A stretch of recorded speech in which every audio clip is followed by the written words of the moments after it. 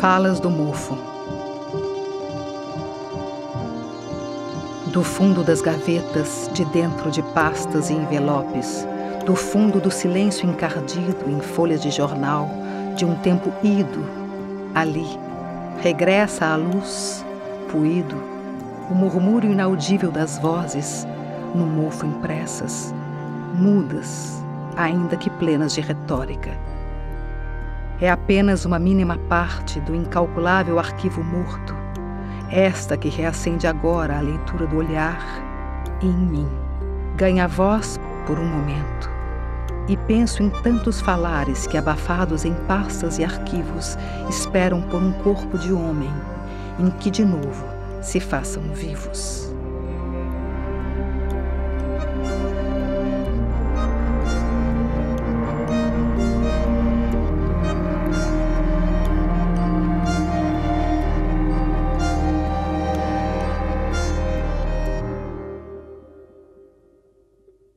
Uma aranha faz uma teia de aranha quase invisível para capturar a mosca que vai passar ali, põe num lugar estratégico e fica lá 2 dias parado esperando a mosca cair. É claro que se o acaso não ajudar, não cai mosca nenhuma. O fator incontrolável existe, você sabe muito bem que de repente você pode até ter no teu filme uma coisa que você não esperava, que aconteceu por acaso e enriqueceu o filme, não pode? Uma das coisas que caracteriza o artista é a capacidade que ele tem de saber o que cabe no poema dele, ou no filme dele, ou no quadro dele, e o que não cabe. Por exemplo, eu tenho vou escrever um poema, mas eu tenho uma folha em branco. O poema não existe porque ainda não foi escrito. A folha em branco cabe qualquer coisa. Eu posso começar de qualquer maneira. Não está nada terminado. Como eu vou começar o poema? Ali, na página em branco, a probabilidade é infinita. Tudo pode ser escrito. Certo? Mas na hora que eu escrever a primeira palavra, eu reduzo a probabilidade. E agora, a menos acaso. E a segunda e a terceira, daqui a pouco, quando tem uma frase, quando tem... Daqui a pouco só entra no poema o que ele permite. O acaso está excluído. A necessidade ganhou e você agora é senhor do que você está fazendo. Como eu estou dizendo para vocês, eu já disse aqui, a minha vida é um improviso e eu teorizo depois. Embora eu seja uma pessoa muito... que busque muito querer entender conceitualmente as coisas e tente explicar, mas quando se trata da poesia não tem isso. A poesia nasce do espanto, da surpresa, do inesperado. A poesia não é uma coisa que vou fazer um poema, tem que estar num estado especial. E esse estado não é você que provoca, é a vida. Então, de repente surge uma coisa e te faz escrever. A poesia te põe nesse estado. Não é nada divino, nem é uma coisa banal. Turvo, a turva mão do sopro contra o muro, escuro, menos que escuro, menos que mole e duro, menos que fosso e muro, menos que furo, escuro, mais que escuro, claro, como água, como pluma, claro, mais que claro, coisa alguma. Eu nunca pensei em ser poeta. Eu nunca pensei em me tornar isso ou aquilo na minha vida. As coisas vão acontecendo, compreende? Eu estudava na Escola Técnica de São Luís, não é o lugar menos poético que pode haver, é uma escola técnica. Aprendia sapataria, serralheria, marcenaria, foi o que eu aprendia lá. Mas tinha aula de português. Aí eu faço, a professora passou, olha, dever de casa, fazer uma redação sobre o dia do trabalho. Aí eu fiz. No dia do trabalho ninguém trabalha. Aí a professora olhou, mas que coisa bacana. Olha, só não dou 10 porque tem 2 erros de português. Aí eu pensei comigo, bom, o que eu vou ser na vida? Se a professora gostou da minha redação, e eu tive prazer de fazer, me divertir, quem sabe eu posso ser escritor, né? Eu disse assim, bom, um escritor tem que saber gramática, não pode errar. Aí, fiquei 2 anos estudando gramática. Gramática expositiva de Eduardo Carlos Pereira. Aí comecei a ler, 300 páginas, li ali. No final tinha uma opção de poemas, de Camões até Ronaldo de Carvalho. Aí eu comecei a ler, que coisa legal, poesia, poemas e tal. Aí decorava os poemas, aí comecei a escrever. Aí, mas para mim todos os poetas já tinham morrido, porque aqueles que estavam no livro, todos já tinham morrido. Eu achava que não existia poeta. Quando a minha irmã Consuelo chegou para mim e disse, o pai da Iracema é poeta, quer te conhecer. Eu falei, poeta? Não existe poeta, poeta já morreu. Não, ele é poeta. Membro da Academia Maranhense de Letras. Aí eu fui conhecer o poeta Manuel Sobrinho, que me levou para o centro da cidade, que não ficava longe da minha casa, não. Na Praça João Lisboa, estava cheio de poeta. E eu achava que estava tudo que tinha morrido, que não havia poeta. Eu era um moleque de rua, meu apelido era Periquito. E meus 2 companheiros eram Espírito da Garagem da Bosta e Esmagado. A gente vivia roubando o copo em botequim e vendendo para um cara lá na Camboa.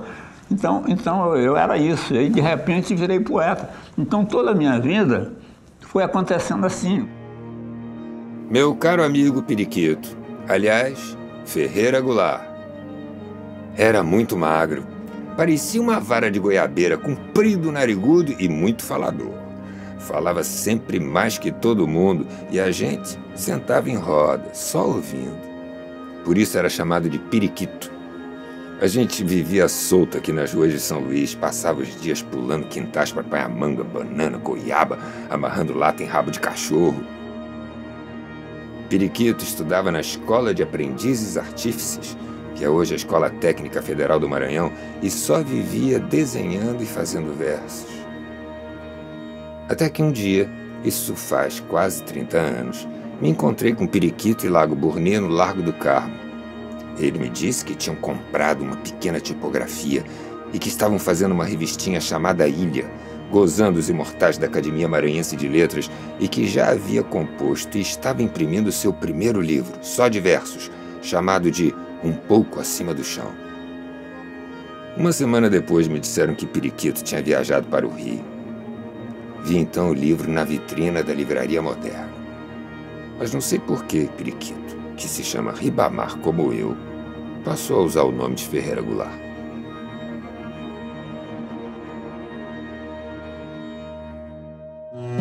Uma parte de mim é todo mundo, outra parte é ninguém, fundo sem fundo.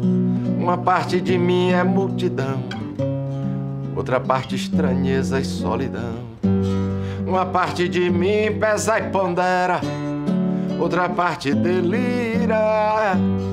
Uma parte de mim almoça e janta, outra parte se espanta. Uma parte de mim é permanente, outra parte se sabe de repente. Uma parte de mim é só vertigem, outra parte visagem. Traduzir uma parte noutra parte, que é uma questão de vida e morte. Será arte, será arte, será arte, será arte.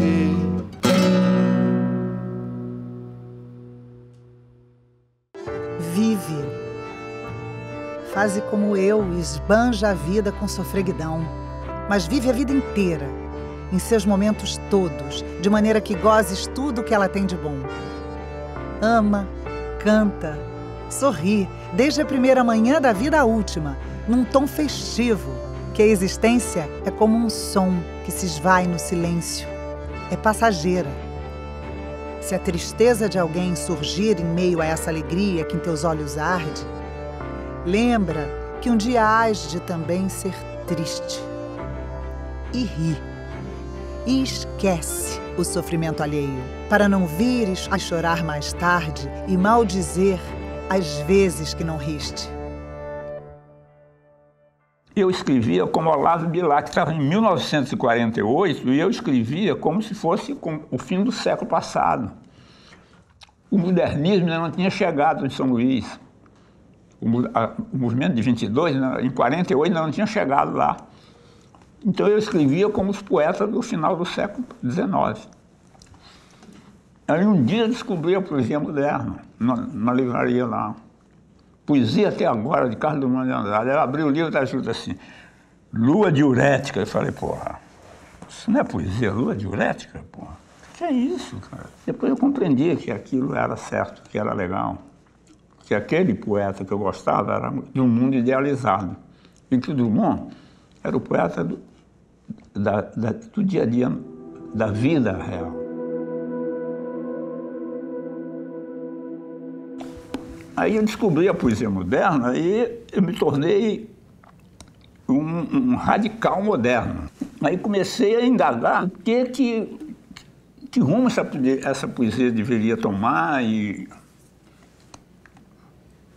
tanto que o livro que eu comecei a escrever em 1950 e que foi publicado em 1954, que se chama Luta Corporal, ele termina com a desintegração da linguagem poética.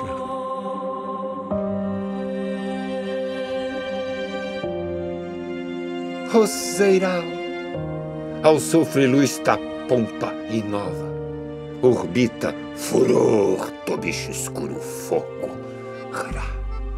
Uilã, uilã, lavram os olhares flamas, crespitam gangles romazoaf. Rosal, rosal, lancêndio mino, minataurus, minos restans, surma paroles, sar.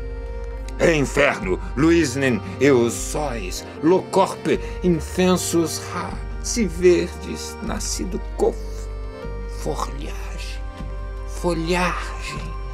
cabertas, fugas acessas, guerras, depomos, pomares riste, mon frère, ma frêle, derrubo, cão das aspéridas, desseque peles, perseques riges, curraçanados por flor oblofs. Lumin sagar numa, ratete numa. Mu garganto, fuburge, muguelo, mu tempo, purge. Mu luisnado, vu gresler, gresler, isus fruto do duso fogarel, dos ossos dos diurnos, mu maçã, nanferne, terre verronazo, o astros fósseis, soleil fossile, maçãs, ou terres, palavras tercã, deoses solertes, palavra zenda, palavra poenzo, palavra nu, mero fossil, le soleli, poi, el fóssil perfume, lumen, lunani, luzen, la paciência, trabalha, luz. Então, quando eu publiquei o livro, eu tinha parado de escrever, mas ao mesmo tempo eu não podia voltar atrás, porque aquilo ali não era uma brincadeira, aquilo ali tinha sido o resultado da minha indagação, da minha busca. Então, eu não vou escrever mais, pensei. E esse livro caiu na mão dos irmãos Campos, lá em São Paulo, Augusto Campos, Haroldo Campos, e Décio Pinhatari, leram o livro e ficaram surpreendidos com a novidade que era aquele livro e entraram em contato comigo. E como eles queriam mudar a poesia brasileira, eles achavam que eu seria um aliado importante para essa mudança. Porque toda a poesia, toda a linguagem é discurso, né? Escrevo o teu nome com letra, é discurso. Agora, mar azul, marco azul, barco azul, mar azul, barco azul, não é discurso. Mar azul, marco azul, marco azul, marco azul, barco azul, mar azul, marco azul, barco azul, arco azul, Mar azul, marco azul, barco azul, arco azul, ar azul. É uma poesia composta de palavras isoladas no espaço da página. A sintaxe é visual, não é gramatical, não é discursiva, é visual. Então nasceu uma poesia decorrente de eu ter desintegrado o discurso. Mas não fui eu que inventei a poesia concreta, eu ajudei a destruir a outra. A primeira coisa que eu fiz foi o livro O Formigueiro, que é diferente das coisas que eles fizeram. Cada um fez lá. Agora, o que tinha de semelhante era o uso da página, o uso visual das palavras e coisas. Aí cada um fazendo lá a sua... O Formigueiro, você tinha quantos anos? Não, foi nessa época. O Formigueiro foi de 1955. Foi exatamente quando nós começamos a fazer a poesia concreta.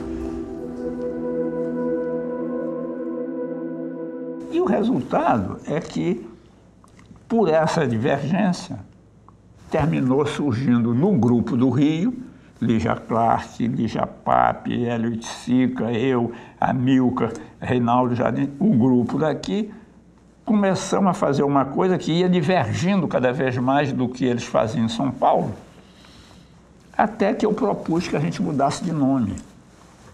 Quando a Lígia teve a ideia de fazer uma exposição reunindo todos os nossos trabalhos, me encarregaram de fazer o prefácio, a apresentação dessa exposição. Aí eu fui ver o trabalho de todos, fui ler o que eu tinha. Quando chegou no fim, eu falei, mas isso não é mais arte concreta. Vamos mudar de nome, nós não somos mais concretos. E aí nasceu o movimento neoconcreto, mas, como eu estou dizendo, não é nada planejado, foi uma coisa das circunstâncias e das buscas e da invenção deste e daquele, dos membros do grupo, e a coisa foi nascendo assim. Aí disso eu parti para fazer o primeiro poema, objeto, que é uma placa branca com um cubo azul no centro. Você levanta o cubo, debaixo está a palavra lembra. E depois que você bota o cubo, agora esse objeto é diferente porque ele tem uma palavra pulsando debaixo do cubo. Ele é a metáfora da lembrança, ele é qualquer coisa. Então aí eu comecei a fazer. Aí eu fiz o pássaro, uma caixa com duas placas. Aí você tira as placas, tem a palavra pássaro escrito, como se saísse voando de dentro da gaiola. Isso é 1960, 61, por aí. Dos poemas espaciais, que era o movimento com a mão, lembra, era, pássaro, eu resolvi fazer o corpo participar, não é só a mão, agora é o corpo. Aí eu fiz o poema Enterrado, que é uma sala no fundo do chão, 3 metros por 3 e com um cubo vermelho no centro. Você tira o cubo vermelho, tem um cubo verde. Você tira o cubo verde, tem um cubo branco, pequeno. Você levanta o cubo branco, está escrito a palavra rejuvenesça. Aí isso foi construído na casa do Hélio Itzica, que era louco o suficiente para construir lá. Obrigou o pai dele a fazer, né? E no dia que nós fomos inaugurar, tinha chovido como essas chuvas de agora. Foi inaugurar lá, estava tudo inundado. O poema tinha virado caixa d'água, não era poema. Aí eu abandonei aquilo. Depois, em seguida, eu fui para Brasília e não quis mais me meter com o negócio de vanguarda.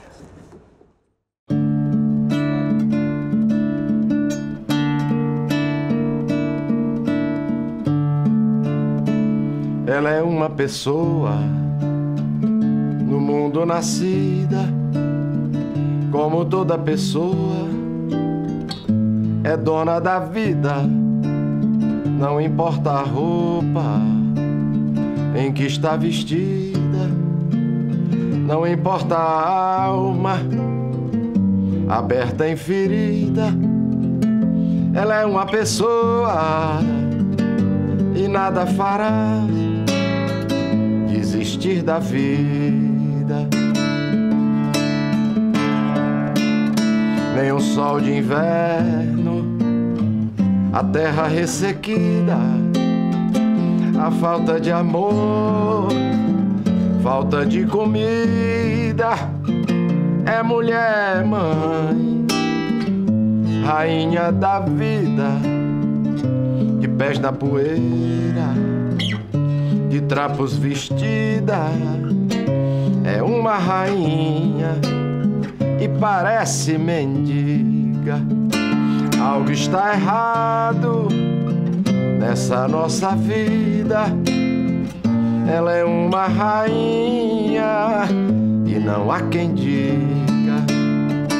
Algo está errado nessa nossa vida. Ela é uma rainha e não há quem diga. Nem o sol de inverno, a terra ressequida, a falta de amor, falta de comida. É mulher, mãe, rainha da vida, de pés na poeira, de trapos vestida. É uma rainha e parece mendiga. Algo está errado nessa nossa vida. Ela é uma rainha e não há quem diga. Algo está errado nessa nossa vida. Ela é uma rainha e não há quem diga. Algo está errado nessa nossa vida. Ela é uma rainha e não há quem diga.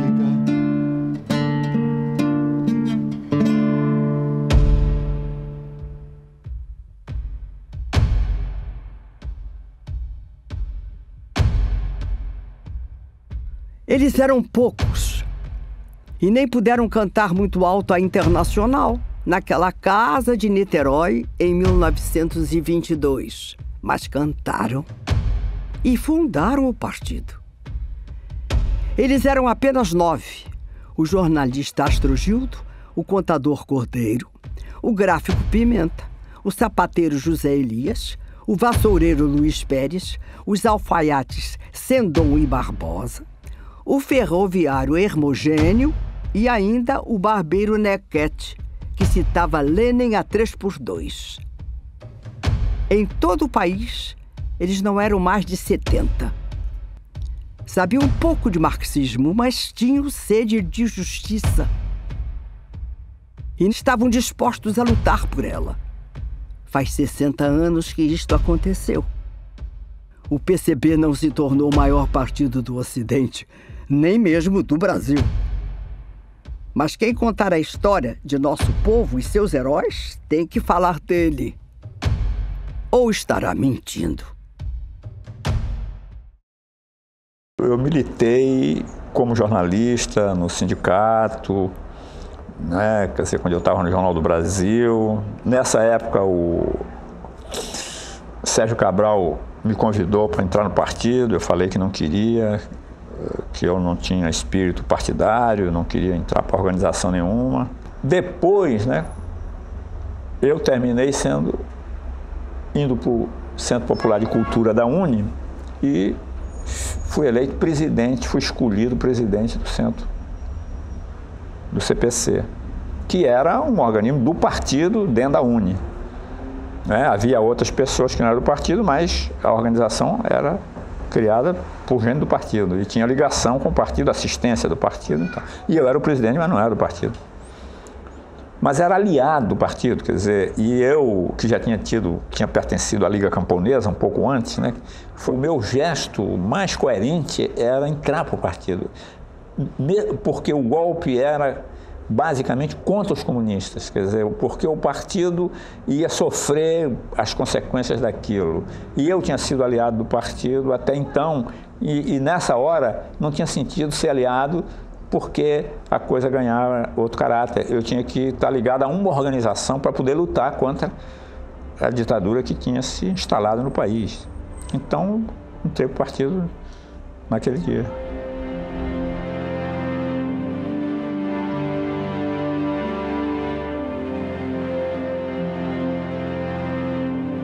História de um valente. Quase morto, mas de pé, Gregório foi encarcerado. Por dias e noites a fio ele foi interrogado. Já faz 3 anos que ele continua aprisionado, sem ordem legal para isso e sem ter sido julgado. E até um habeas corpus pedido lhe foi negado. Mas nada disso arrefece o valor desse homem bravo, que luta para que seu povo deixe enfim de ser escravo, e a cada nova tortura, a cada cruel agravo, mais força tem para lutar esse homem sincero e bravo.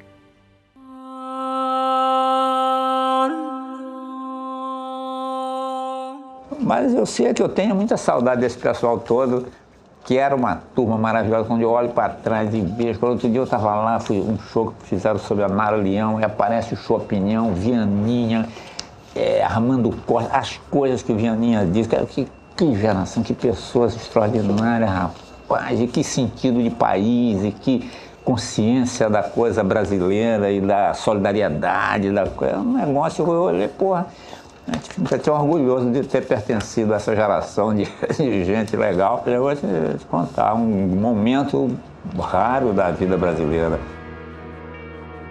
O Show Opinião foi o início da resistência à ditadura, né? Como nós éramos o CPC da UNE, nós não podíamos estrear com o nosso nome. Então nós pedimos o nome do Arena, de modo que quando o Show Opinião estreou produção do Teatro de Arena de São Paulo, só que não era. O show teve tal sucesso que aí o espetáculo seguinte já não foi preciso usar, nós aparecemos com a nossa cara. Pusemos o nome do nosso grupo, Grupo Opinião, e aí estreamos Liberdade, Liberdade. E a gente estava ali no meio, naquele teatro escroto, feito de cadeira velha que rangia, né? Não está sabendo o que está acontecendo, na verdade, o que estava se operando ali, né? Ninguém está sabendo que aquilo era história, né? Nós não éramos simplesmente intelectuais, escritores, nós éramos políticos também. Então a gente tinha uma experiência e uma visão política. Por isso o Grupo Opinião se tornou o centro da resistência. Nós organizávamos as manifestações, quando a gente sabia de alguma coisa, de alguma peça que era proibida, nós íamos entrar em contato com o pessoal para achar uma maneira de resistir àquilo. Mas ao mesmo tempo nós íamos para o Luna, nós íamos para a Fiorentina tomar o nosso chopp e nós não éramos, vamos dizer, profissionais, políticos profissionais. Nós tínhamos consciência política e tínhamos consciência de que tínhamos que lutar contra aquele regime que tinha se instaurado no país. Meu povo, meu poema. Meu povo e meu poema crescem juntos como cresce no fruto a árvore nova. No povo, meu poema vai nascendo como no canavial nasce verde o açúcar. No povo, meu poema está maduro, como o sol na garganta do futuro. Meu povo e meu poema se reflete como a espiga se funde em terra fértil. Ao povo, seu poema aqui devolvo, menos como quem canta do que planta. Por que o Janinha, o Paulo Pontes, o Armando, Tereza, Dias Gomes, por que nenhum deles precisou ir para o exílio? Eles eram tão envolvidos na luta quanto eu. Eu só fui para o exílio porque inventaram que eu tinha que ser membro da direção do partido sem ser, pô. Então eu fui procurado a mando da direção do partido pelo Leandro Conder, bateu na minha porta, tem uma conversa para me dizer: desaparece porque o teu nome foi entregue e como consta que você é da direção do partido, você vai ser torturado, vai ter que dizer coisa que você não sabe. Você tem que sumir. E quando você é obrigado a ir para a clandestinidade, sei, você se relata no Rabo de Foguete que você tem um diálogo com a Tereza Aragão, ela te diz: você foi para a direção do partido por pura vaidade. É isso mesmo? Você pode contar isso para a gente? Não, quer dizer, ela disse isso porque coitada, ela estava profundamente infeliz, né? Quer dizer, eu estraguei a vida dela e dos meus filhos. Quer dizer, o fato de eu entrar para a clandestinidade significava que desestabilizava tudo, não se sabia o que ia acontecer. Então, ela, chateada da vida, disse isso, mas a razão pela qual eu entrei foi essa que eu contei para vocês. Eu falei, eu não quero entrar para o partido, porque eu não sou militante nesse sentido, eu não sou dirigente. Agosto 1964. Entre lojas de flores e de sapatos, bares, mercados, boutiques, viajo. Num ônibus estrada de ferro Leblon, volto do trabalho à noite em meio, fatigado de mentiras. O ônibus sacoleja. Adeus Rimbaud, relógio de lilazes, concretismo, neoconcretismo, ficções da juventude. Adeus. Que a vida eu a compro à vista aos donos do mundo.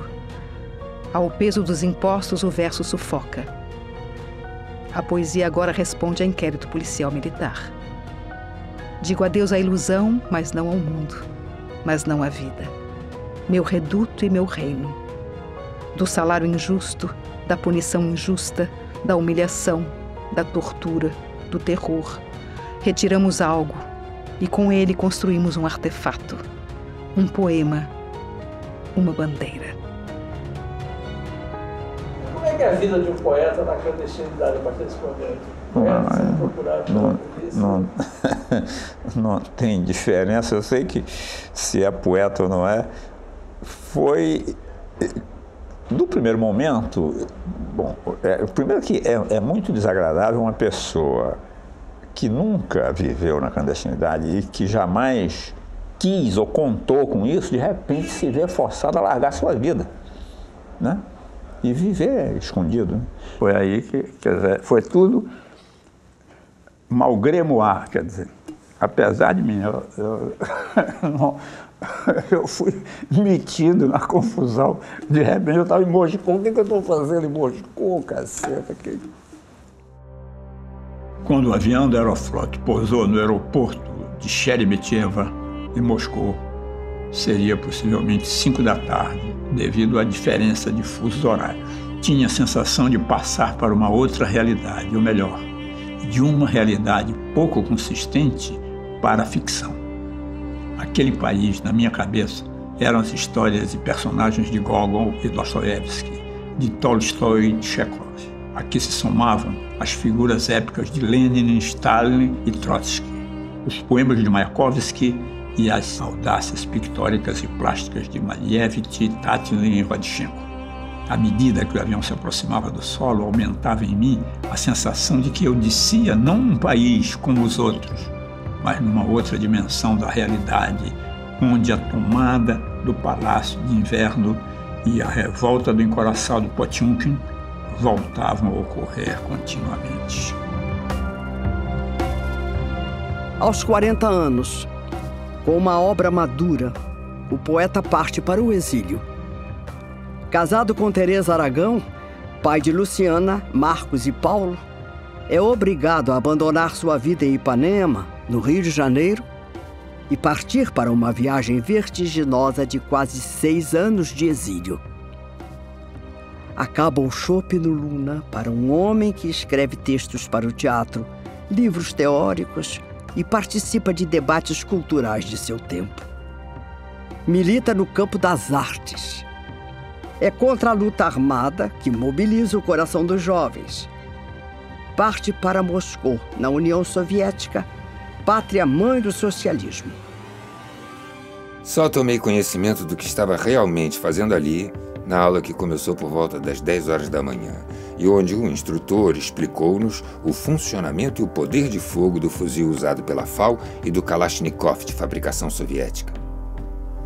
Ele falava fluentemente o espanhol, desmontou as armas peça por peça e anunciou que mais tarde teríamos a oportunidade de aprender a usá-las.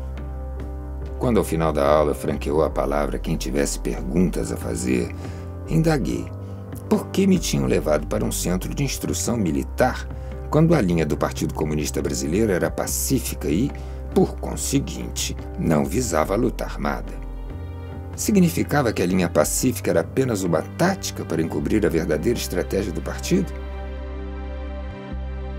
Eu fiz um curso que se chamava a Metodologia do Capital. O método dialéticas e a maneira de pensar dialeticamente, né, teve influência muito grande, desdobrar da minha vida pessoal e da minha própria poesia. Até aquele dia, meses após ter chegado à União Soviética, não me convencera de que, de fato, aquilo era a vida real. Agora, ao ver a senhora com uma menina, às 3 da tarde, indo talvez para o cinema, sob um guarda-sol azul, caí na realidade e senti um aperto no coração. Que estarão fazendo a esta hora? Meus filhos, Teresa, meus amigos no Rio e meu gatinho Camilo? O verão irrompeu na lembrança. A praia de Ipanema, sob o sol ardente, repleta de banhistas, os amigos rindo, a cerveja gelada. Senti-me injustiçado, porque logo eu tinha que estar no exílio. Afinal, nunca havia sido um militante político, nunca pusera a política diante da poesia e da arte. Fora levado pelas circunstâncias a participar da luta em favor das reformas sociais e depois contra a ditadura que se instalara no país.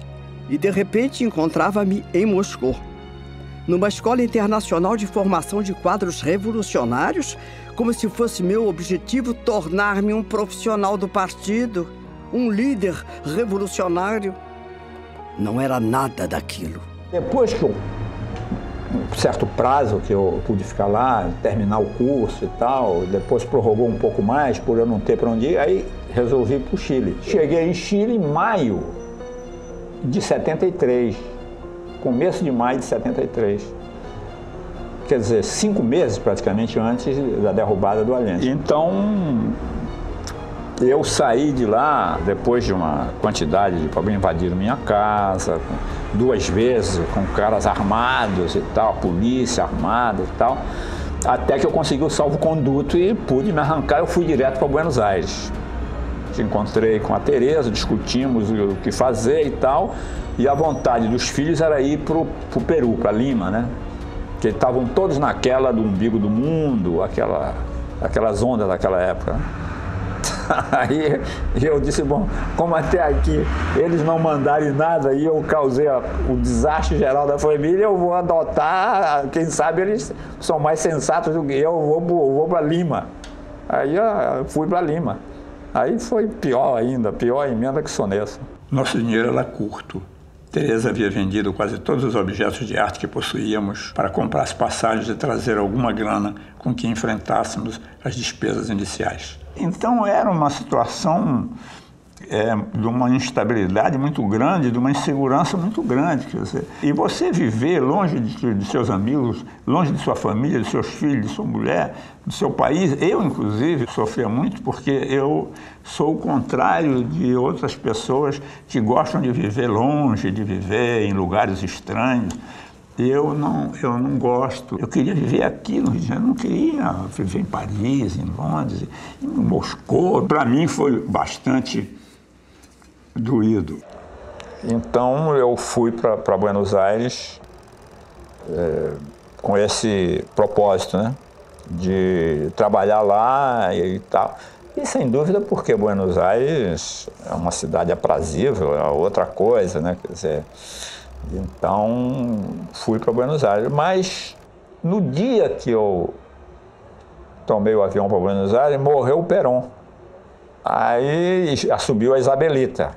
E aí, em seguida, os montoneiros rompem com a Isabelita, aí o meu amigo, que era montoneiro, é demitido da universidade. Meu sonho de ser professor universitário na Argentina dançou. Quando eu encontrei a família em Lima, né, então estava o problema do tóxico e sabe, todo aquele problema de religião ao mesmo tempo. A minha filha Luciana tinha se envolvido com o negócio de Meninos de Deus o Paulo era surfista, e aí no meio desse negócio de o Marcos, os outros viviam com maconha e tal, né? Que era uma coisa generalizada da geração dele na época, né? Só que eles tinham uma herança genética que se evidenciou depois, né, de esquizofrenia, né? Então o uso da droga deflagrou o surto esquizofrênico.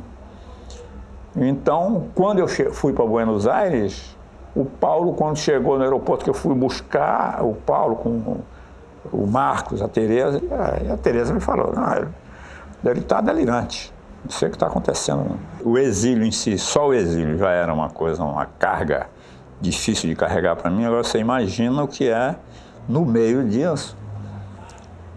O Paulo pira, né? Surta e desaparece de casa, né? Então eu fiquei desesperado, né? Sair pela rua à procura dele foi um dos momentos mais terríveis que eu vivi, porque eu saí à procura dele e de repente me assaltou a ideia do seguinte: eu estou andando para perto ou para longe dele? Voltei para casa chorando, quer dizer, não estou fazendo nada. Me sentei na mesa, botei a mão na cabeça e comecei a chorar. Não posso fazer nada.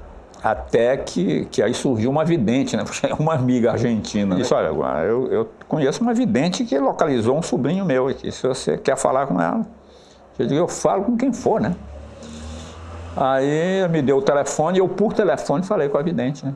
Aí quando ela me perguntou o nome do Paulo, que eu disse o nome do Paulo completo que ela pediu, a voz dela mudou e ela começou a procure a embaixada do Brasil. Eu falei assim, mas eu sou exilado, não me dou com a embaixada, não quero ir a embaixadas. Eles sabem do seu filho, procure a embaixada. Aí desligou. Aí, no mesmo dia, a minha cunhada, que morava no meu apartamento aqui no Rio, telefonou para mim dizendo que ela tinha recebido um telegrama do Itamaraty dizendo que o Paulo estava preso na polícia de Buenos Aires. Porque na carteira de identidade dele tinha um endereço. Então, na verdade, a vidente tinha razão. A embaixada, era através da embaixada que eu localizaria o Paulo. E aí eu comecei a telefonar para todas as delegacias de Buenos Aires, até umas 200. Né? Mas lá, quando foi na 10ª delegacia, em Olivos, eu localizei o Paulo. Peguei um táxi e me toquei para lá. Cheguei lá, encontrei o Paulo, ele estava um cadáver, tipo de campo de concentração. Ele, que era um garoto atlético, um surfista atlético, estava... Isso fazia uns 20 dias, 20 e tantos dias, sem comer. Ele nem comia nem bebia água. Aí, depois eu perguntei para ele por quê. Ele falou que ele achava que eles iam envenenar a comida e a água, então por isso não comia nem bebia. Quer dizer, e aí eu levei o Paulo para casa, né? Quer dizer, o cara da polícia lá, o delegado, compreendeu a situação, então deixou que eu levasse para casa. E nessa mesma noite, ele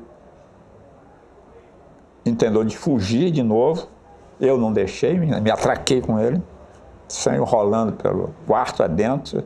Aí ele se fechou no quarto, quebrou a janela do quarto, queria descer do 5º andar pela janela. A persiana era uma persiana antiga de madeira, ele não conseguiu abrir a persiana, senão teria morrido, possivelmente. Aí eu chamei a pronto-socorro lá e tal, socorro psiquiátrico e tal. Internação. Ele entrava em surto e o pai o levava de carro para a clínica, ali no Humaitá, numa tarde atravessada de brisas. E falou, depois de meses trancado no fundo escuro de sua alma: pai, o vento no rosto é sonho, sabia? Aí ele ficou lá e tal, depois fugiu de novo. E depois aí eu consegui encontrá-lo, aí ele fugiu uma outra vez, aí desapareceu para sempre. Aí ficou meses sumido. E aí foi por aí, as coisas foram complicando, né?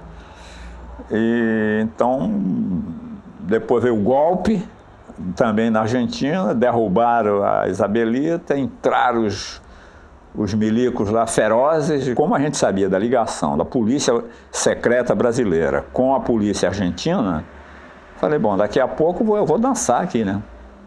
Então, só que eu não podia sair de lá, porque o meu passaporte estava vencido. E eu só podia sair lá com carteira de identidade. Mas sair para onde? Para o Paraguai era ditadura, para o Uruguai era ditadura, a Bolívia era ditadura, o Chile era ditadura, para onde que eu ia sair? Foi aí que eu escrevi o Poema Sujo. Corpo. Meu corpo.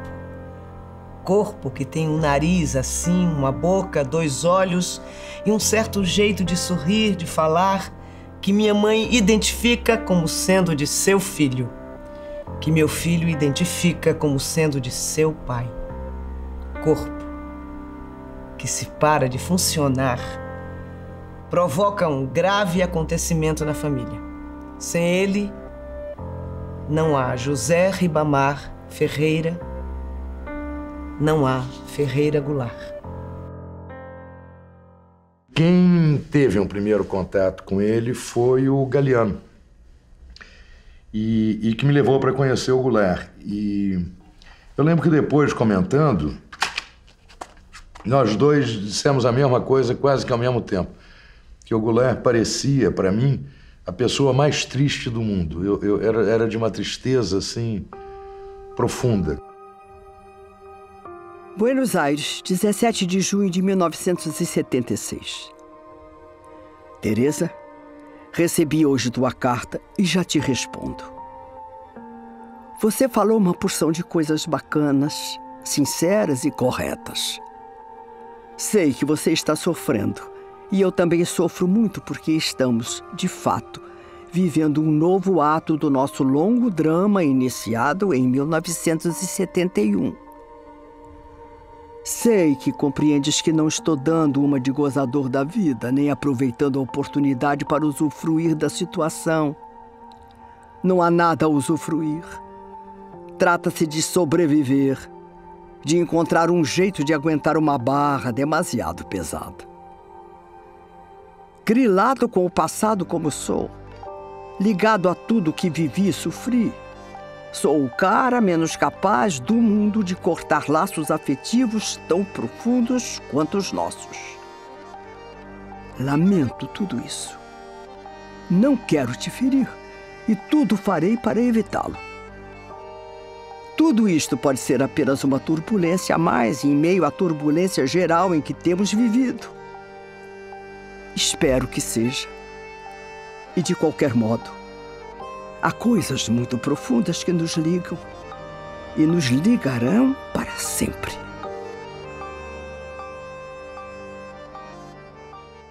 Foi uma revelação, o descobrimento de Ferreira Goulart.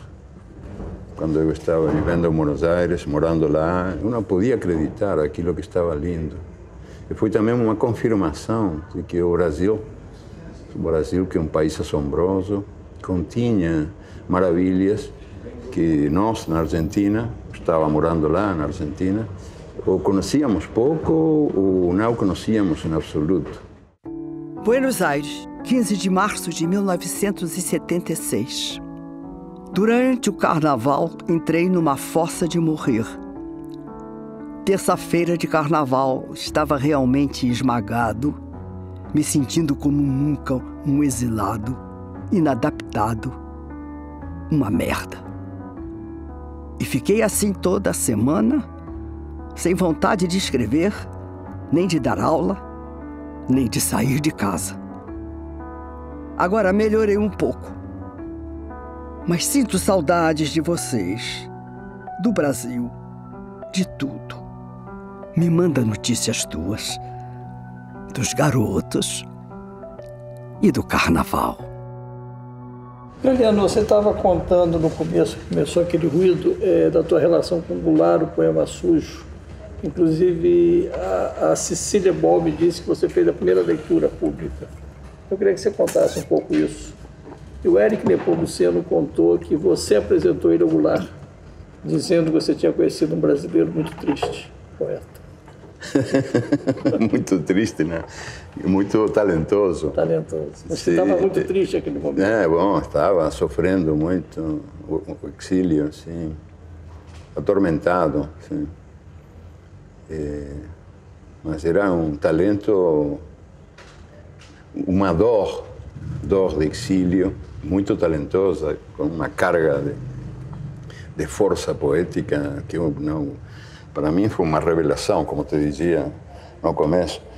Mas não foi a primeira leitura pública, sim, que foi a primeira reunião tentando traduzir o Poema Sujo. Aí eu que participei junto com Cecília, Boal, Augusto, acho que também estava, e com meu portunhol, que era, naquele tempo era ainda pior que o português que eu estou tentando falar agora com você, mas a partir da certeza de que aquilo merecia ser difundido.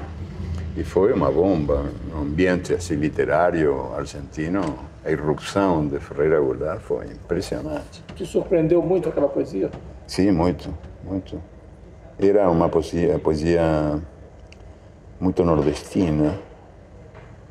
Muito nordestina. Uma poesia calada. É um paradoxo, não? Dizer que é uma poesia calada. Mas calada no sentido de que o que estava sendo dito estava escondido por embaixo, nos túneis segredos, por debaixo daquele que estava sendo dito. Mas, sobretudo, meu corpo nordestino.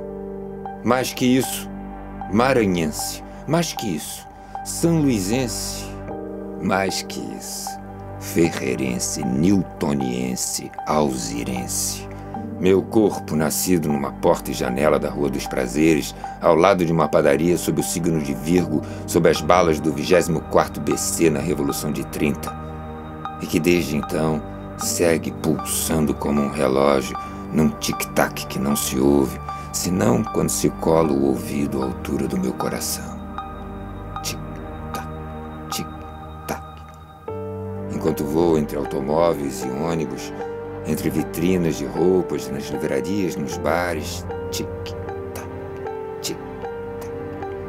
Pulsando há 45 anos, esse coração oculto, pulsando no meio da noite, da neve, da chuva, debaixo da capa do paletó, da camisa, debaixo da pele, da carne, combatente clandestino, aliado da classe operária, meu coração de menino. Eu achava ele assim, muito deprimido, sempre assim, muito magrinho, aquele jeitão dele, falava pouco e tal. Eu tentava conversar um pouquinho com ele, mas não dava assim para conversar muito. Estava sempre assim, um pouquinho calado, triste, mais afastadinho assim. Ele escrevia muito, e a gente sempre ficava sabendo, Santiago Kovadlov, o Galiano, quer dizer, o grupo da revista Crises, que ele trabalhava sem parar, e a gente doido para ver o tal poema, que não ficava pronto nunca, porque, claro, é um poema enorme, né, imenso. Quando houve a leitura na casa do Boal, essa primeira leitura, eu não me lembro por que eu não fui, mas esse poema ficou pairando, mesmo entre escritores e poetas argentinos, ficou pairando como um mistério. Buenos Aires, 27 de junho de 1976.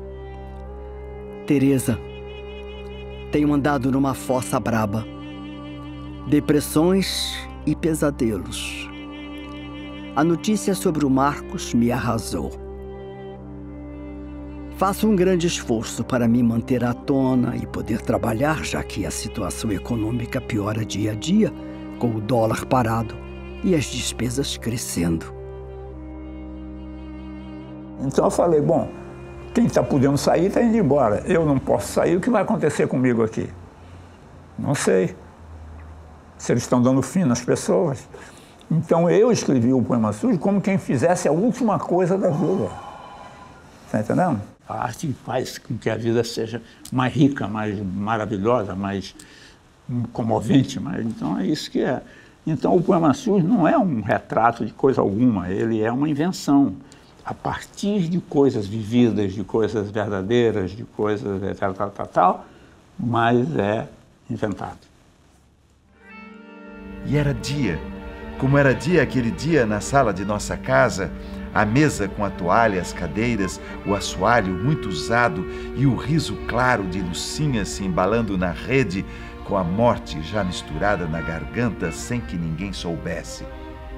E não importa que eu, debruçado no parapeito do alpendre, via a terra preta do quintal e a galinha ciscando e bicando uma barata entre plantas, e neste caso, um dia, dois, o de dentro e o de fora da sala, um às minhas costas, o outro diante dos olhos, vazando um no outro através do meu corpo.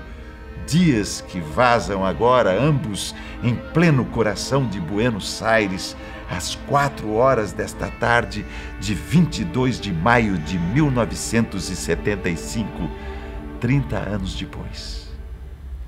Quando eu comecei a escrever o poema, eu não estou sabendo o que eu vou escrever. Eu queria escrever o poema da minha vida. Agora, o que eu ia escrever, eu não sabia. Não estava escrito, é. Você sabia que ele ia se chamar Poema Sujo? Né? Isso, por acaso, eu tinha escrito 9 páginas e escrevi uma carta para o Leandro Conde dizendo: eu comecei a escrever um poema que terá de 70 a 100 páginas e se chamará Poema Sujo. Eu sabia, não sei por quê. E você sabia que ia ser um retorno à infância?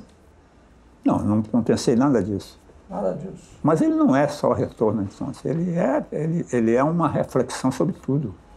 Ele fala da infância porque é o começo de tudo, né? Mas ele não é um poema da infância. Tanto que eu nunca escrevi um poema que demorasse 5 meses escrevendo sem parar, fazendo, refazendo e não pensava em outra coisa. Nunca aconteceu isso. Um poema meia hora, ou leva um dia, ou 2. Agora, levar 5 meses, um barato que eu entrei de cabeça e que nunca mais se repetiu. E eu estava ligado naquilo durante todo esse tempo. Até saía para fazer compra, para comprar comida, comprar pão, comprar leite, mas a minha cabeça estava funcionando sempre em função daquilo. Entendeu? E eu ia escrevendo, não sabia o que ia se seguir da página 10 para a página 11, 12, não sabia. Ia surgindo à medida que eu ia escrevendo e à medida que eu escrevia, novas ideias nasciam. O que é que eu buscava ali, caminhando pelos trilhos?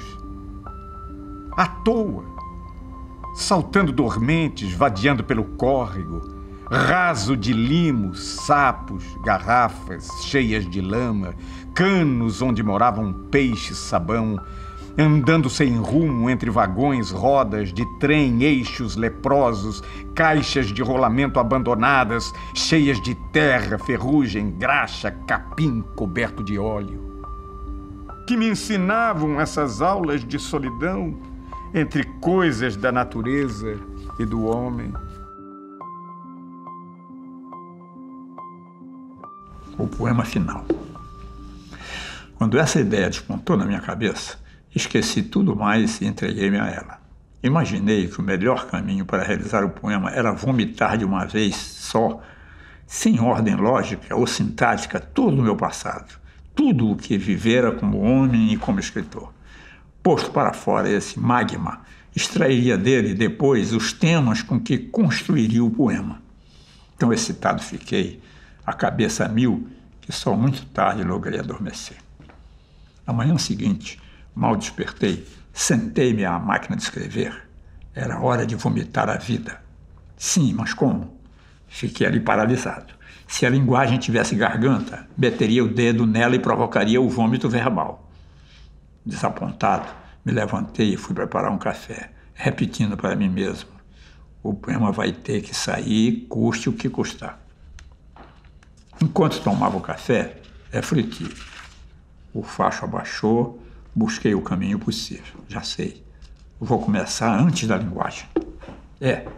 Mas antes da linguagem, o que há? É o silêncio. Não se pode dizer o silêncio. Quando há silêncio, não há linguagem.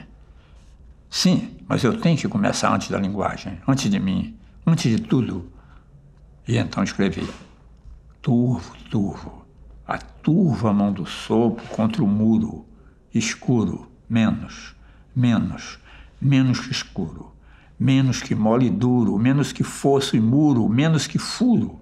Escuro, mais que escuro, claro. como água, como pluma, claro, mais que claro, claro, coisa alguma. Senti que tinha encontrado o umbigo do poema, porque, como as pessoas e outros bichos, o poema também começa pelo umbigo. E quase sem tomar fôlego, escrevi 5 laudas.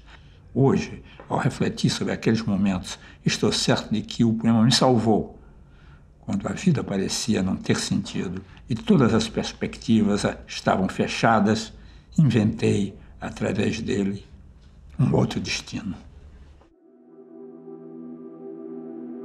Longe daquela mobília, onde só vive o passado, longe do mundo da morte, da doença, da vergonha, da traição, das cobranças à porta, ali, bebendo a saúde da terra e das plantas, buscando em mim mesmo a fonte de uma alegria, ainda que suja e secreta.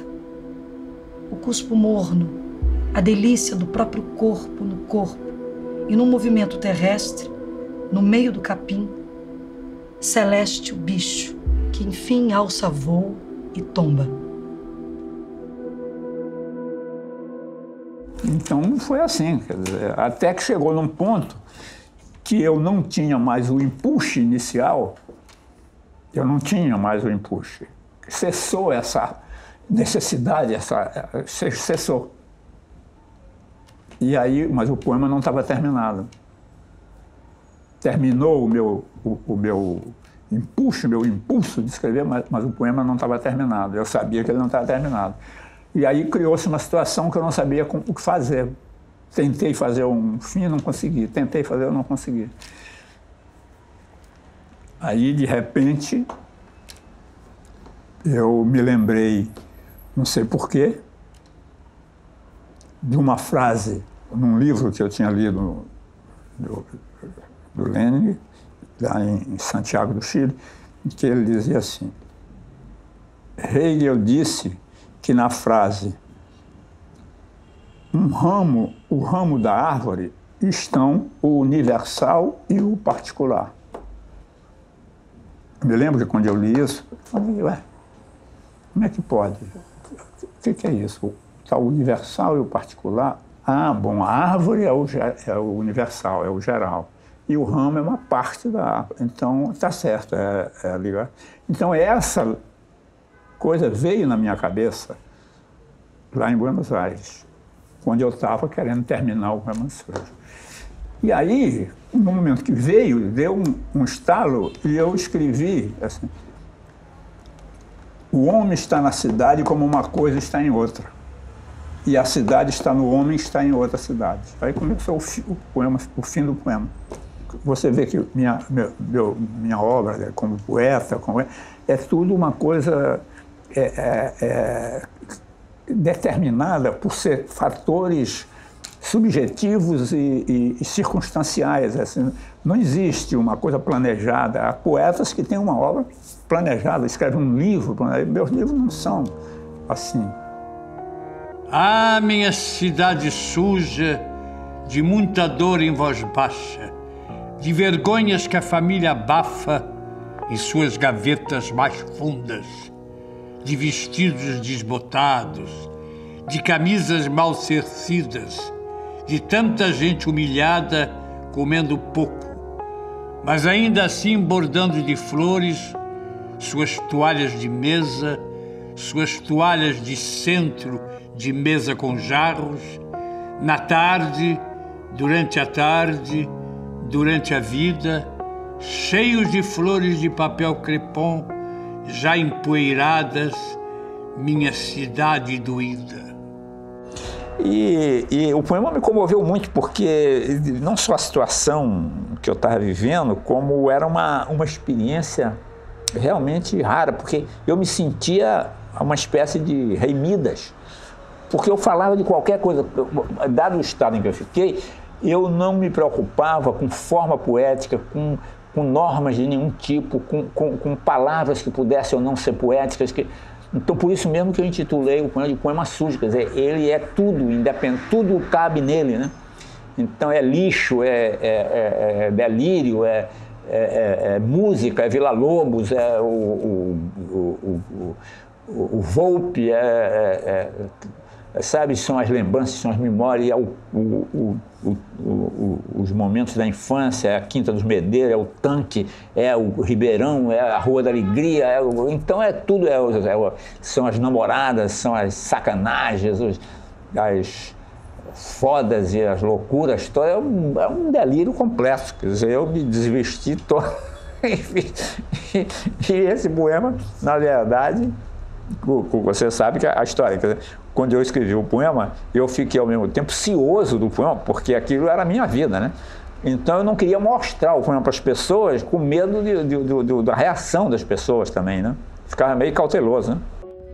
Já o canário da terra parou de cantar quando, numa manhã de domingo, seu neco matou a mulher, que dizem lhe punha chifres. A gaiola rolou no chão, canivetada nas costas, pegou bem aqui lá nela, não saiu um pingo de sangue, foi hemorragia interna. A morte se alastrou por toda a rua, misturou-se às árvores da quinta, penetrou na cozinha de nossa casa, ganhou o cheiro da carne que assava na panela e ficou brilhando nos talheres dispostos sobre a toalha na mesa do almoço. Até que chegou o Vinícius lá e o Boal disse para ele, não, ele escreveu um poema aí que ele não quer mostrar para ninguém, mas ele sabe que é um poema enorme e tal. E aí o Vinícius, mostra pra gente, vem ler aqui e tal. Aí marcaram o dia para eu ler na casa do Boal, né? Aí eu, apavorado, liguei pro Boal, você só chama gente que queira, que gosta de poesia. E diga para essa gente o seguinte, é um poema que dura 1 hora e que eu não quero para ninguém dormir.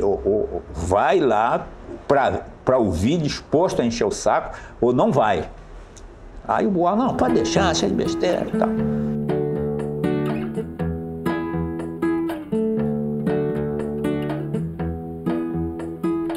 Mas na cidade havia muita luz. A vida fazia rodar o século nas nuvens, sobre nossa varanda, por cima de mim, e das galinhas no quintal, por cima, no depósito onde mofavam paneiros de farinha atrás da quitanda. E era pouco, e era pouco, e era pouco, era pouco.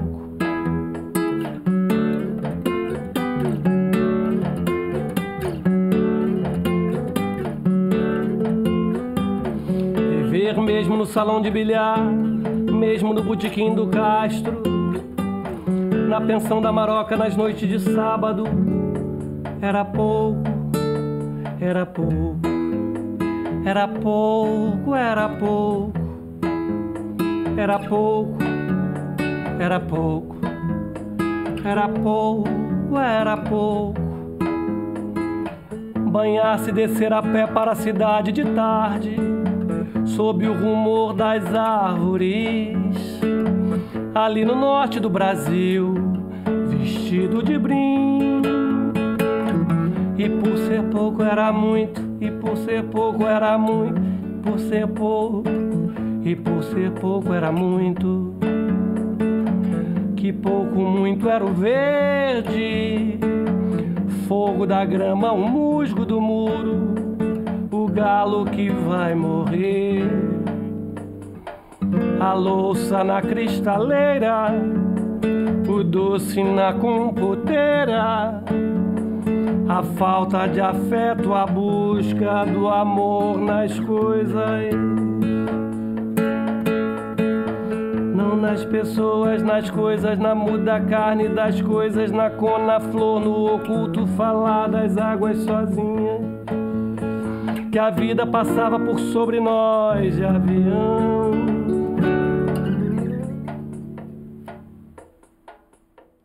Aí convocou lá umas 10 pessoas e eu li o poema. Aí o poema foi uma emoção só e o Vinícius, com o olho cheio d'água, veio para mim, me abraçou, falou, tu tem que levar esse poema para o Brasil. Eu digo, mas você não está indo embora depois da manhã? Eu não tenho cópia. Não dê desculpa.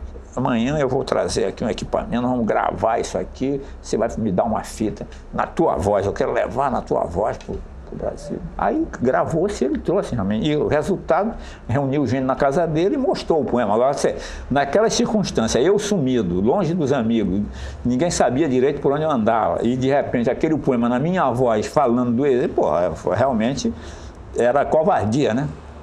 Aí nego chorava, se comovia, pegava a cópia do poema e fazia reunião em suas próprias casas também, mostrando o poema para outras pessoas. Aí o Ennio me ligou para Buenos Aires, quero publicar o poema imediatamente, me manda a cópia definitiva aí e tal, quero publicar e tal. Aí o poema saiu, foi publicado, aí teve uma repercussão muito grande.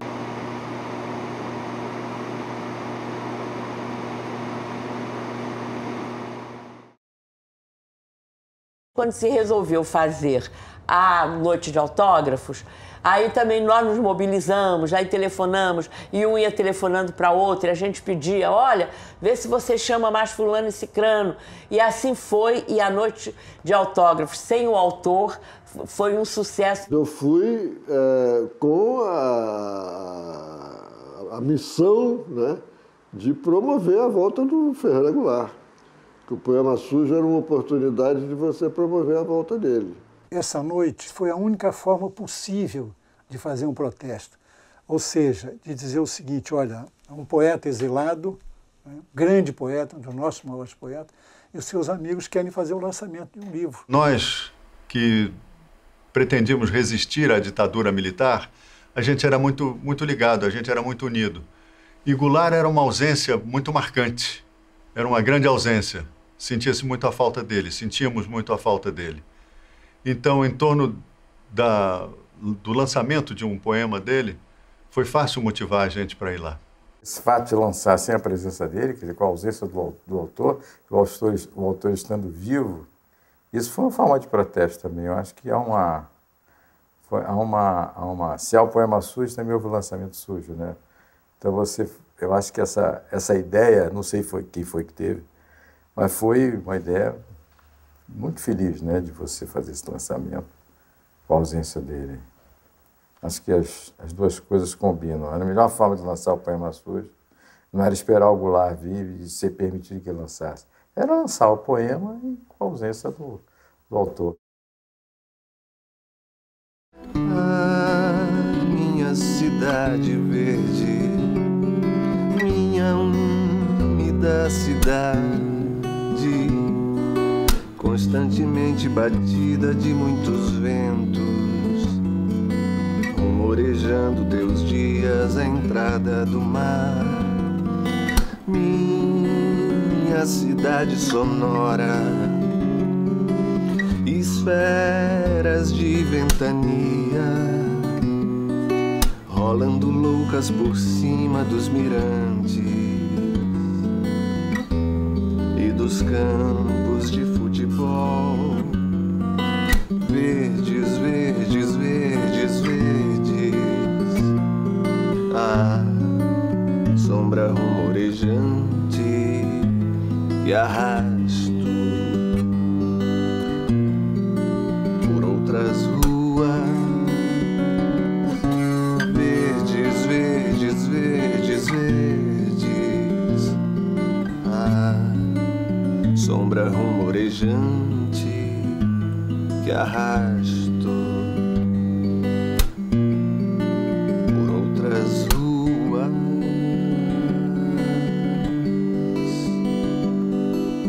Outras ruas. Outras ruas.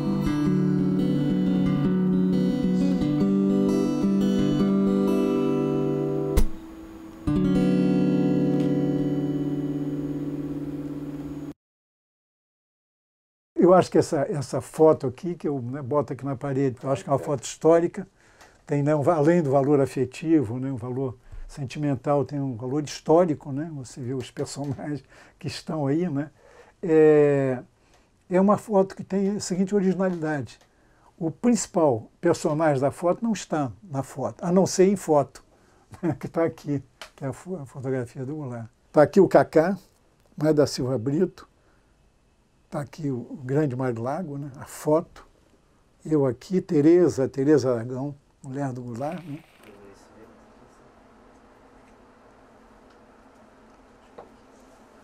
Plena ditadura, né?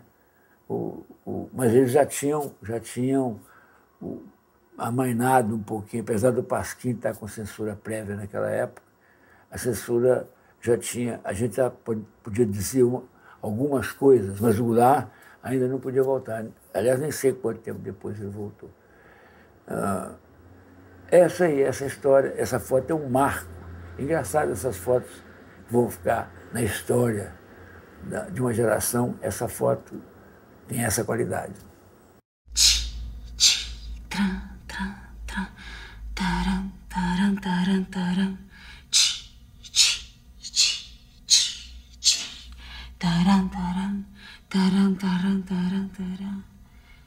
Lá vai o trem com o menino, lá vai a vida rodar, lá vai ciranda e destino, cidade e noite a girar. Lá vai o trem sem destino, pro dia novo encontrar.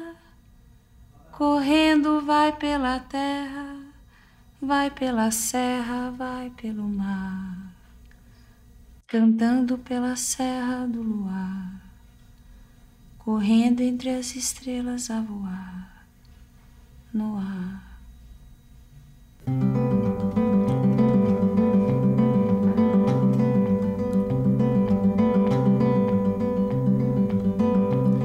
Lá vai o trem com o menino, lá vai a vida rodar, lá vai ciranda e destino, cidade e noite a girar. Lá vai o trem sem destino, pro dia novo encontrar. Correndo vai pela terra, vai pela serra, vai pelo mar, cantando pela serra do luar, correndo entre as estrelas a voar no ar, no ar, no ar, no ar.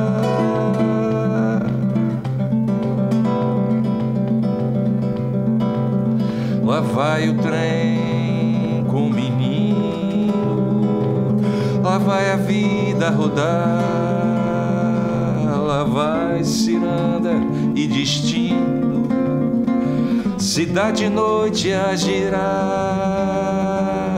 Lá vai o trem sem destino, pro dia novo encontrar.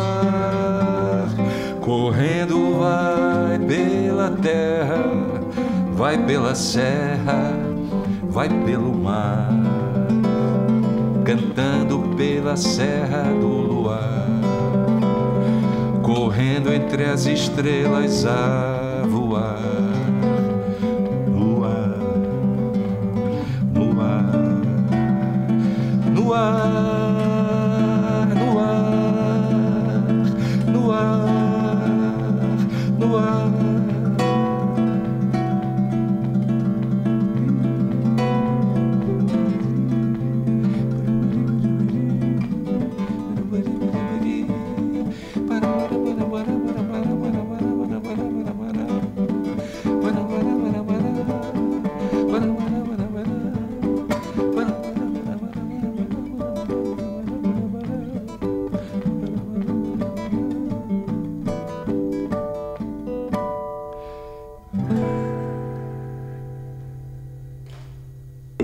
Que o poema foi responsável por minha volta, porque começaram a surgir notas que eu tinha que voltar, que era um absurdo e tal, e coisa, em jornal, coluna social, tem pronunciamento, tudo quanto é gente falando que o governo tinha que me deixar voltar, não sei o que e tal. Aí houve umas iniciativas aí de alguns amigos para falaram com o Goberico, não sei o que e tal. Aí o Goberico teria dito que, olha, por mim, volta. mas eu vou falar com o Figueiredo, que era o chefe do SNI na época. E o Figueiredo teria respondido: não quero esse comunista aqui. Aí foi a resposta que me deram, né? Telefone, ó, Goulart. O Figueiredo disse que respondeu isso. Não quer. Eu falei, mas ele é dono do Brasil? Ele é o dono do Brasil? Ele não quer. Pois eu vou voltar. Essa frase vai me fazer voltar. Eu vou voltar, pô. Eu não aceito esse negócio desse cara dizer que não me quer no Brasil. O que esse puto fez pelo Brasil mais do que eu? Pra ele dizer que não me quer no Brasil. Eu vou voltar. Aí eu chamei a Tereza e falei, eu vou voltar. Aí como é? Bom, só que eu também não sou maluco, né? Não dou murro em ponta de faca. Eu falei, escrevi pro pessoal da ABI, pedi que o pessoal amigo meu jornalista articulasse com a OAB, né? Avisasse todo mundo que ia voltar e pedi ao Vilas Boas que fosse ao comandante do primeiro exército, comunicar a ele que eu ia voltar. E ao ministro da Justiça. Sabe? Porque a minha ideia é o seguinte, que eles vão ser responsáveis pelo que aconteça. Porque eu vou voltar. E aí voltei mesmo. Aí, quando eu voltei, cheguei no aeroporto, estava escrito lá, assim, na hora de entregar o passaporte, estava escrito lá: Ferreira Goulart ou José de Maia Ferreira, prender. Um pedaço de papel preso na parede. Aí, quando eu olhei aquilo, virei para a Tereza, que tinha ido comigo, né? Voltava junto. Falei, Tereza, sai, avisa o pessoal que eles vão me prender. E eu fico esperando as maletas aqui. Você sai e vai avisar o pessoal lá fora. E aí, realmente, eles não prenderam. Eu saí. É claro, estava lá todo esse pessoal, eles viram a quantidade de gente que estava me esperando, jornalista conhecido, escritor, gente de cinema, Glauber lá fazendo comics lá na porta. Assim. Aí eles disseram, bom, agora no dia seguinte eu estava na praia, eu fui direto para a praia de manhã lá em Ipanema. Aí o Mário Cunha, meu amigo Mário Cunha, que foi na praia me chamar, Goulart, os caras mandaram eu te avisar que você tem que ir lá na Polícia Marítima assinar um documento que você não assinou. Eu falei, tá. Disse, mas eu vou contigo. Eu falei, tudo bem, vai, porque eu tenho certeza que não tem documento nenhum para assinar, né? Aí fomos para a Polícia Marítima, da Polícia Marítima ficamos lá mais de 1 hora sem ninguém nos falar nada, dizer, espera, aí daqui a pouco vieram uns caras do DOPS. Me levaram para o corredor, para um camburão, me puseram uma algema estranha, que eu nunca conhecia, que é só nos polegares. Dois anéis com parafuso prendendo os polegares. Aquilo é para torturar o cara, né? É só apertar os parafusos no teu dedo, né? E me vendaram, me puseram num camburão e... Aí eu comecei a calcular para onde eu estava sendo levado. Era para o DOI-CODE, né? Foi lá para Barão de Mesquita. Aí lá começou o interrogatório, que durou 72 horas. Né? Eu não dormia, eles se revezavam e eu não me revezava, era eu. Quando eu ia dormir, eu falava, acorda aí, cara. E continuava a perguntar a mesma coisa. E o pior é que eles sabiam de tudo. Entenderam? Qual é a razão dessa coisa?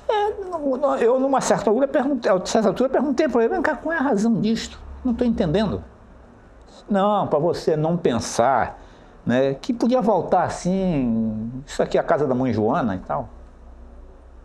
Não, o negócio é diferente, você tem que sentir que o negócio não é assim, não.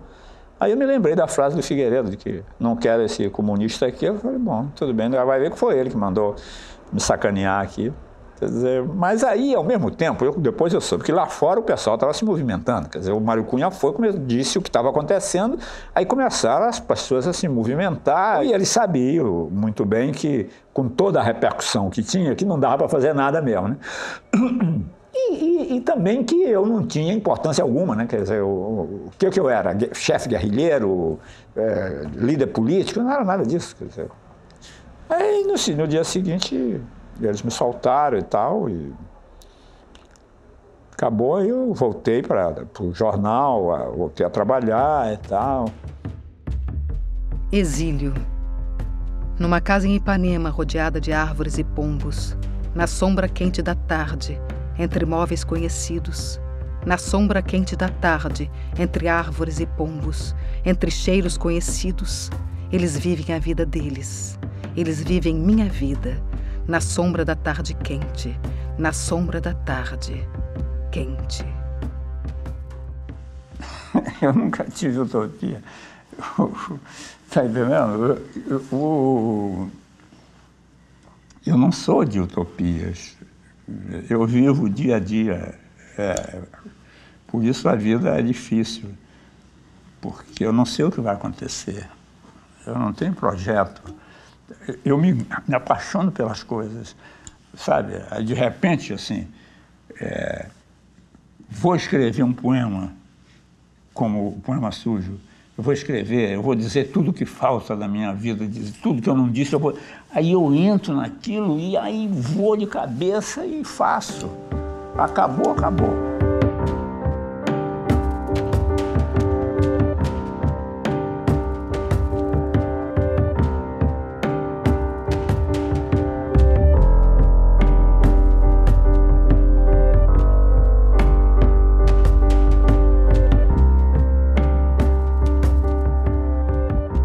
Eu sempre falo que o acaso é um fator decisivo na vida das pessoas, né? Todo mundo que está casado, está namorando, encontrou por acaso a pessoa, né? Não está programado. Né? Foi entrar numa loja, encontrou a dona comprando sapato, aí terminou se casando. Aí se tivesse naquele dia, em vez de ir para a loja, ter ido para o bar, não casava, casava com outra. A poesia nasce assim, do mesmo jeito, quer dizer, se eu não tivesse ido para a União Soviética, do exílio, não teria nascido o Poema Sujo. Eu tenho mania de pintar, né? Não sou pintor, mas um dos meus hobbies, sempre desde garoto, eu pensei que ia ser pintor em vez de ser poeta. Comecei a fazer pintura, era ruim, aí eu desisti, virei crítico de arte, porque, em geral, quando você não consegue fazer arte, vira crítico. E eu tenho mania, como eu não sou pintor de verdade, eu não tenho os equipamentos do pintor, então eu limpo o pincel no jornal, pego o jornal velho e limpo o pincel. Aí um dia eu estava limpando o pincel, aí eu olhei a cor do jornal com acúmulo de tinta, um borrão de mancha de tinta, parecia uma banana podre, a cor da banana podre. Aí eu peguei, recortei aquilo e fiz um troço aqui, agora está aqui. Tá aqui. Banana. Como eu tinha vários poemas sobre bananas podres, eu falei assim, eu vou fazer um livro de colagem usando os poemas sobre bananas podres. Tá, isso aqui é como se fosse na quitanda de meu pai, onde tinha as bananas podres e tal. Aí eu fiz essas figuras aí. Tá, né? Aí fui fazendo, e aí como São Luís é a cidade dos prédios de azulejo, aí eu comecei a fazer isso aqui como se fosse sobrado de azulejo lá de São Luís. É assim que você vê São Luís? Não, isso não... Cara, a arte não mostra a realidade, a arte inventa. Esse negócio de que a arte revela a realidade é besteira. A arte inventa a realidade. Isso aqui não existe, só existe aqui. Certo? Isso aqui. Isso não existe. A arte existe porque a vida é pouca, porque a vida não basta. O cara faz arte para botar mais coisa, não é para revelar a verdade, que isso aí é coisa para filósofo.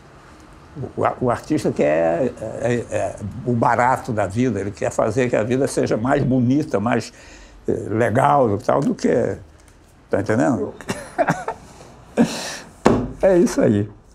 É isso aí, Bernardo.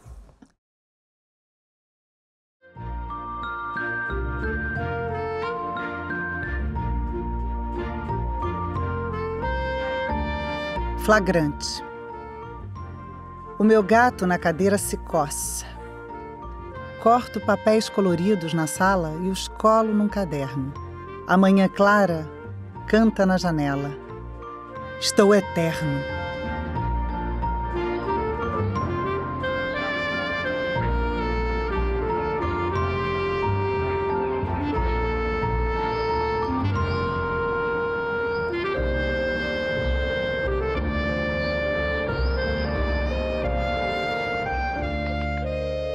Olha, esses trabalhos aqui, eles foram feitos inicialmente em papel. Agora é uma versão nova feita em metal, né? Foi levado para uma oficina especializada que fez em metal. Isso é uma coisa que é inventada por mim, que é o seguinte, é colagem em relevo. Porque eu fiz muitas colagens aí, quer dizer, pego o papel e colo na cartolina, colo...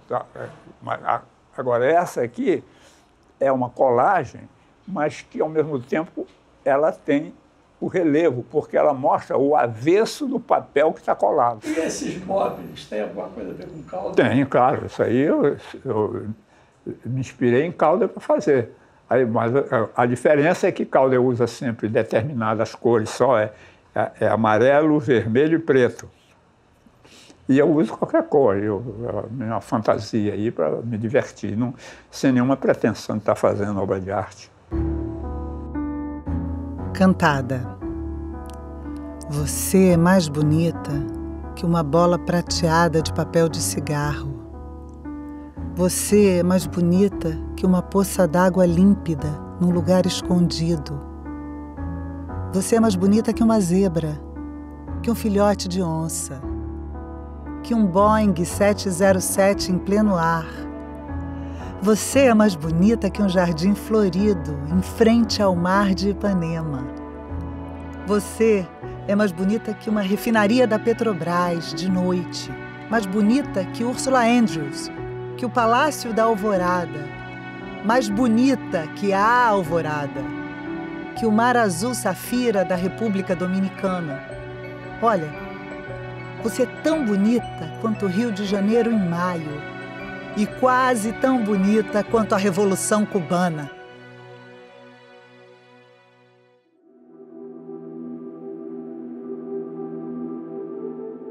Se o cara vai morrer, se o cara é finito, o sentido é o outro, que é o teu herdeiro, é em quem você continua, né? Quer dizer, como eu não acredito na imortalidade da Academia de Letras, quer dizer, a minha imortalidade é o outro. Por que os artistas, eles permanecem? Porque eles dão às pessoas coisas que são gratas às pessoas, que ajudam as pessoas a viver, como outras pessoas que não são artistas também fazem isso. Eu estou falando do artista, que é o nosso caso. Quer dizer, então, você dá alguma coisa que a pessoa quer guardar porque é bom para ela. É bom para ela. Então, é isso. Então, eu costumo dizer que quem mantém a imortalidade dos poetas, dos dramaturgos, dos artistas, é o cara que gosta do que eles fizeram, porque a geração do Machado de Assis já dançou há muito tempo. Os amigos dele já viraram pó e ele também há muito tempo. Se alguém ainda gosta de Machado de Assis, é porque ele deixou alguma coisa que interessa as pessoas, que dá alegria ou ajuda de alguma maneira as pessoas. Faz a vida um pouco melhor. Alô? Desligou. Fica aí, segura essa aí mesmo. Não, mas era daqui? Era vocês que... Não, primeiro por cima. Tá, agora vamos esperar tocar. Não sei. Senão a gente vai liga e ele atende. Faz a cena toda. Então ligam um de vocês. Opa, que confusão. Alô? Alô? Boa. É ele. Ah, sim. Eu agora não posso dar entrevista. Não, eu me sinto muito honrado e envaidecido, né? Porque fui eleito praticamente por unanimidade, né? Então, para mim, eu não esperava nem entrar para a academia, imagina. Tá legal. Um abraço, tchau. Tchau. É do Maranhão. Vambora, gente? Antes e aí, a gente liga? Liga e eu atendo. E não falo mais. Já é ela, hein? Alô? Ah, é da academia? Muito bem. Tá bom, fui eleito. Tá bom, era esperado, mas eu fico muito contente, sobretudo porque 36 em 37, quer dizer, tudo bem, é quase unanimidade, estou contente. Tá.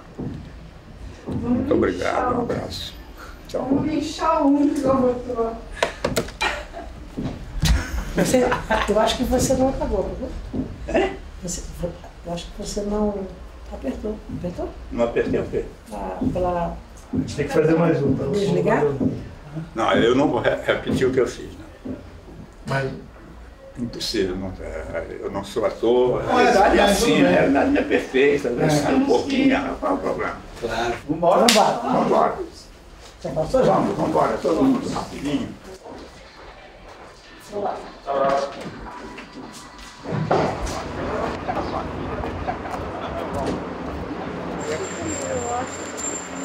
que acontece é diferente. Que são os candidatos que já vão ser eleitos agora. Dia 23, né?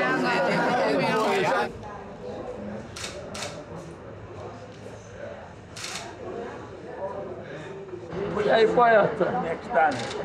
Que bom que você... Tudo legal? Parabéns, Aço. Parabéns, né? Foi imortalizado? Por maioria absoluta. Um voto em branco. Um em branco. Um em branco. Um em branco. Não sei de quem será. Ótimo, ótimo. Mas 37, eu tive 36. Considero humano. Humano?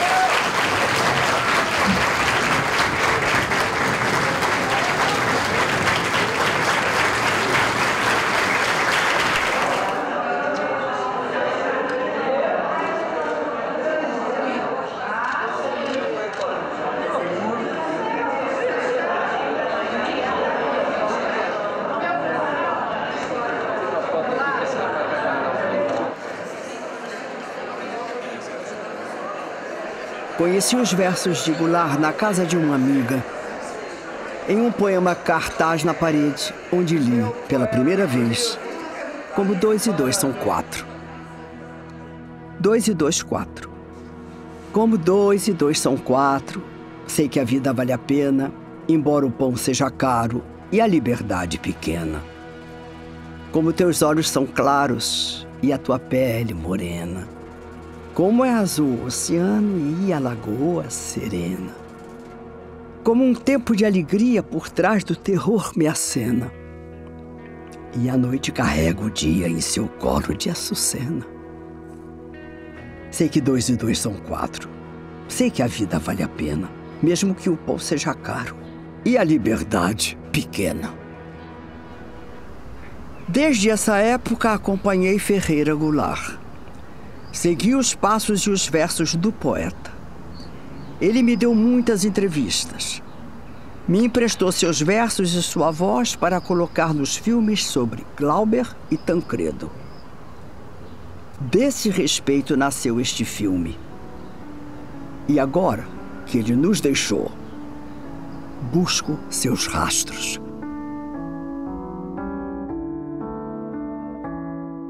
Despedida. Eu deixaria um mundo com fúria. Não importa o que aparentemente aconteça, se docemente me retiro.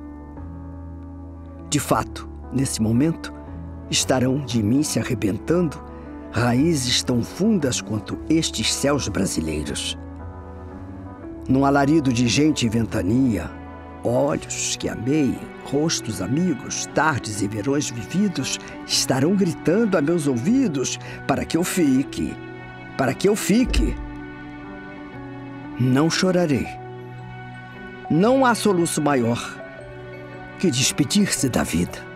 Se tudo acaba, ótimo. é paz, é tranquilidade. Se não acaba, você vai encontrar Homero, vai encontrar Eurípides, você vai... Não adianta se rebelar, né?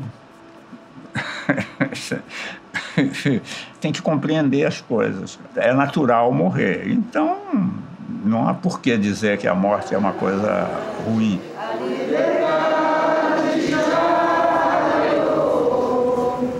Essa brisa que a juventude afaga, essa chama que o ódio não apaga pelo inverso, é a revolução em sua legítima razão. O Fernando Pessoa não diz que o poeta é um fingidor, finge tão completamente que chega a fingir que é a dor que de vera sente. É isso mesmo. E como é que eu escrevo o resto do poema? E na dor que ele escreve, os que leem sentem bem, não as duas que ele teve, mas só a que ele não tem. É isso.